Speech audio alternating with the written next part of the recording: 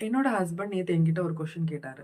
"நீ உன்னோட சைல்ட்ஹுட்ல எத நீ நெகட்டிவா நெனைக்கிற?" அப்படின்னு சொல்லிட்டு. நானும் யோசிச்சு பார்த்துட்டு சொன்னேன். நான் என்னோட சைல்ட்ஹுட்ல ஈஸியா நெய்பர்ஸோட எமோஷனலா கனெக்ட் ஆயிருவேன். பட் நாங்க குவார்ட்டர்ஸ்ல இருந்தனால வேற வேற பிளேஸ்க்கு மாறும்போது ரொம்ப நாள் அத பத்தி யோசிப்பேன். அங்கருந்து வந்துட்டோமே அவங்களலாம் விட்டுட்டு அப்படின்னு சொல்லிட்டு. அப்புறம் புரிஞ்சுக்கிட்டேன். லைஃப்ல எதுவுமே பெர்மனன்ட் இல்ல. நெறைய சேஞ்சஸ் இருக்கும். நம்ம தான் அத அக்செப்ட் பண்ணிட்டு மூவ் ஆன் ஆயி போயிட்டே இருக்கணும் அப்டின்ட்டு. ஸோ அவரும் கேட்டாரு, "பரவாயில்லையே நீ சைல்ட்ஹுட்ல இவ்ளோ பெரிய லெசன கத்துருந்துருக்கியா?" அப்படின்னு சொல்லிட்டு. பட் நீ ஏன் நம்ம குழந்தைய மட்டும் நீ எதுவுமே கத்துக்க விட மாட்டேங்கிற? அவன நீ புரொடெக்ட் பண்றேன்ற பேர்ல கண்ட்ரோல் பண்ற. அங்க போகாத, இங்க போகாத, இத பண்ணாத, அத பண்ணாதன்னு சொல்லிட்டு. ஸோ இதனால அவனோட ஃப்யூச்சர்ல அவனால யார்ட்டயுமே ஈஸியா சோஷியலைஸ் ஆக முடியாது.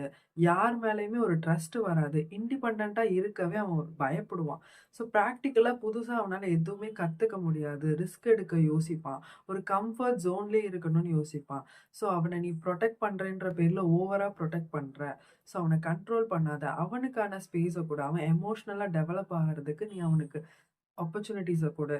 ஸோ அப்படின்னு சொல்லிட்டு போயிட்டாரு. ஸோ அப்பதான் யோசிச்சேன், என் ஹஸ்பண்ட் சொல்றதும் கரெக்ட் தானே. ஸோ அப்ப நான் முடிவு பண்ணேன். இனிமே நான் என்னோட சைல்ட வந்து நான் அப்சர்வ் பண்ண போறேன். ஸோ இனிமே நான் என்னோட குழந்தைய வந்து நான் அப்சர்வ் பண்ண போறேன்.